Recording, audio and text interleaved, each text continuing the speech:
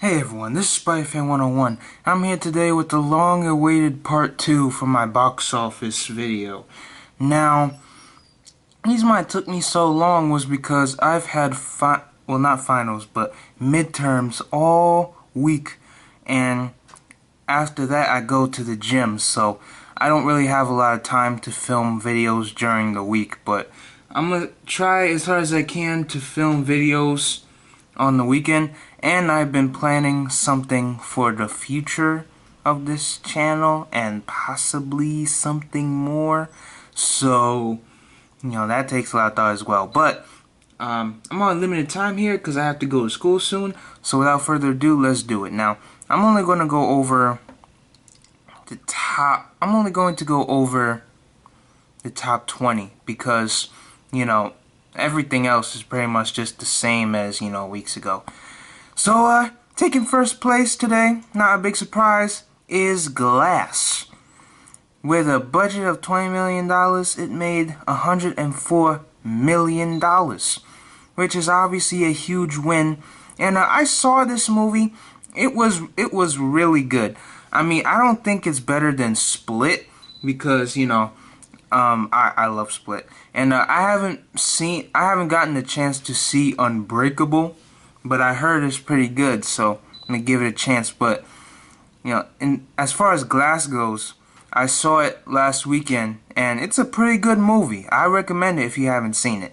So yeah, Glass #1 at the box office, very good indeed. Number 2 is The Upside, a film that I saw the week before that week, and this one is probably one of my favorite movies of 2019 already.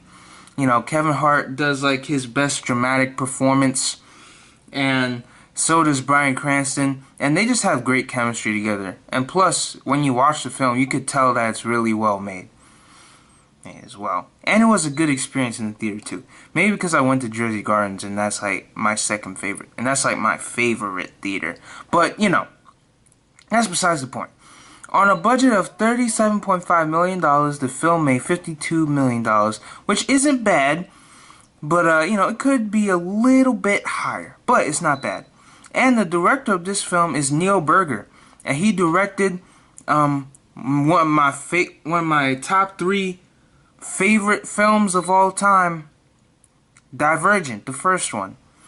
And I look, because as you know, if you follow this channel for a while now, you know that my favorite franchise of all time are Hunger Games, Maze Runner, and the Divergent series. So yeah, just thought you should know. But yeah, on budget $37.5 million, the film made $52 million, which is really good. Next coming up is Aquaman. Now, Aquaman did big. Aquaman, a couple weeks ago, officially hit $1 billion, and that's a really big, that's a very good achievement, especially for this movie, because a film about the biggest joke in DC's history just made $1 billion. That's really impressive. Like, all seriousness, that's really impressive. And the film is like just absolutely phenomenal as well.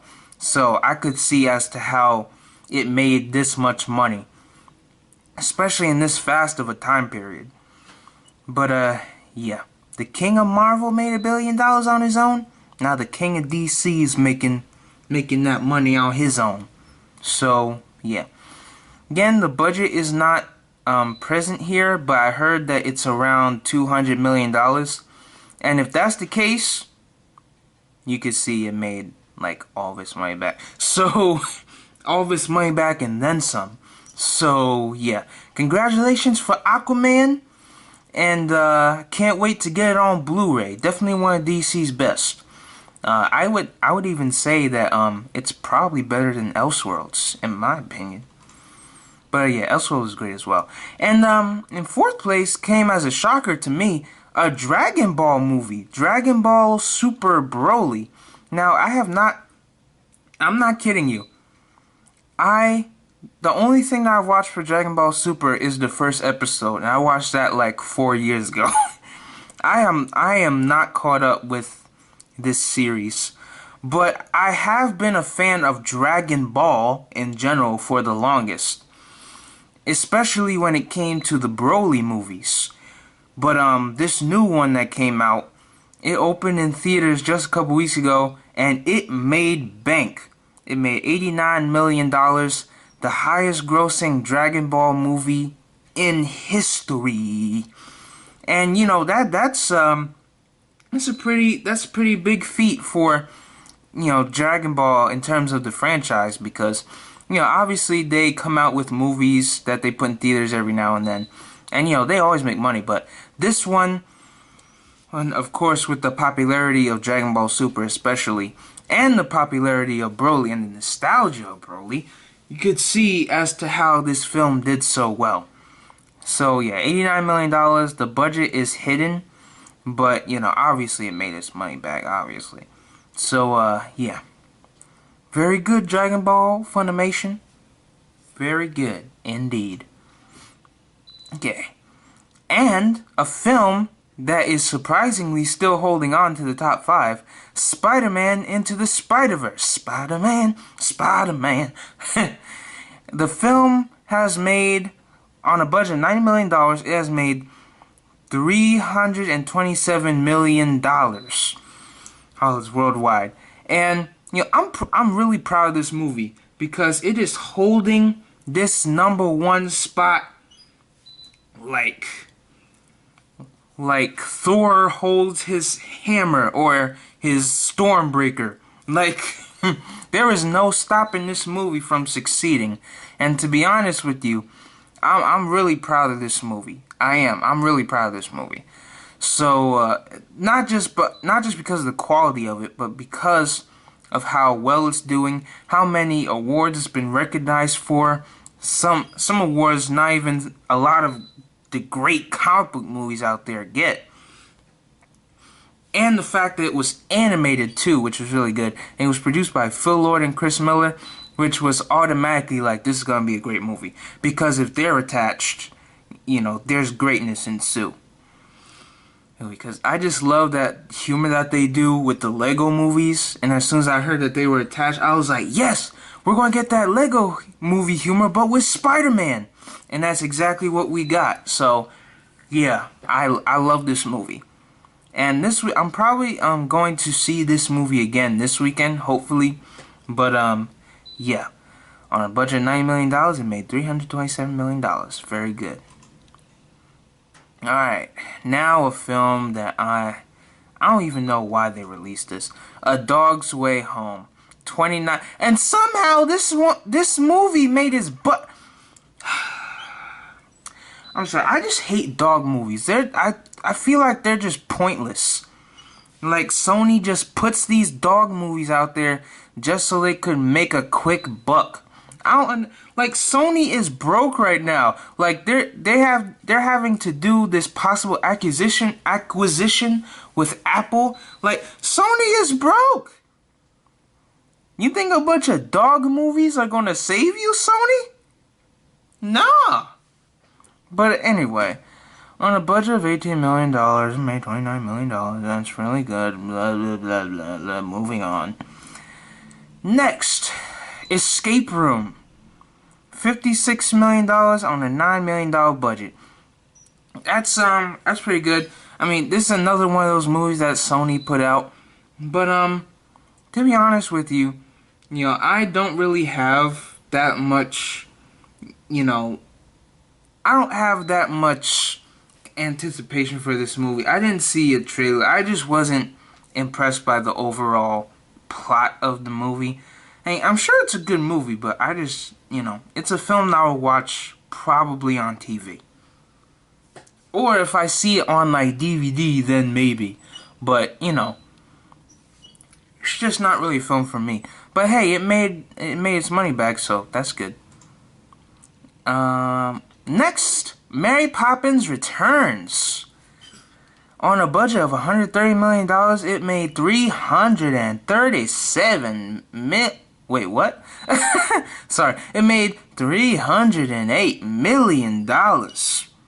And that's obviously wonderful. I saw this movie. It's one of the films that I didn't get to review, but I love this movie so much. I felt like I was in Disney World. while I was watching this movie. Like, because basically when I'm in Disney World and I'm like roaming around, like as other people just see like people walking around and, you know, Cinderella's Castle, all I see is that scene from Ralph Breaks the Internet in ohmydisney.com. That's how I see Disney World. So, yeah. Some would say that it's fantastical. But, yeah. On a budget of $130 million, it made $308 million. Great job indeed, Disney. Oh, yeah. Okay, if this website. Okay, here we go. Number 9, Bumblebee. On a budget of $135 million, it's making $420 million. Oh, yeah. The Bumblebee movie, like, this Bumblebee movie, man, like, it's, like I said before, it's not my favorite Transformers movie. My first favorite is Age of Extinction, but this movie is still so good, and I really appreciate that they came out with this movie, because, you know, with all the action-packed films that the Transformers films have had in the saga, you know, it was good to see like a just toned down, like grounded movie, just about like Bumblebee and Haley and Charlie, my sister, hanging out, you know, and doing their thing. And it was cool to see, you know, Bumblebee's origin. And what I didn't know is that Bumblebee is actually voiced by Dylan O'Brien. Yes, Thomas from The Maze Runner. He voices Bumblebee. When I saw that in the credits, when I saw it like the second time, I was shocked. I was like, Dylan O'Brien voiced Bumblebee? Man, good for him, man. But yeah, this movie is great. It's wonderful. It's amazing. I have my review up on my channel if you want to know more about my thoughts. But yeah, I love this movie. But yeah, it's doing very good at the box office, so that's great. On the basis of 6. Now, when we were talking about this movie before, it wasn't really in the right spot, but you know, it did a little better. You know, it made $18 million. I mean, the budget was still hidden just like last time, but you know, it's a limited release, so that's why I'm like I can understand it, because you know, limited releases don't really make that much money when you like out of the get-go. But you know, it's fine. It's fine. The Mule. On a budget of $50 million, it made $103 million, which still isn't bad. I mean, it's not. Actually, it is great. It's a great total for this movie, especially with Clint Eastwood. But, you know, it's not like groundbreaking or anything. So, yeah.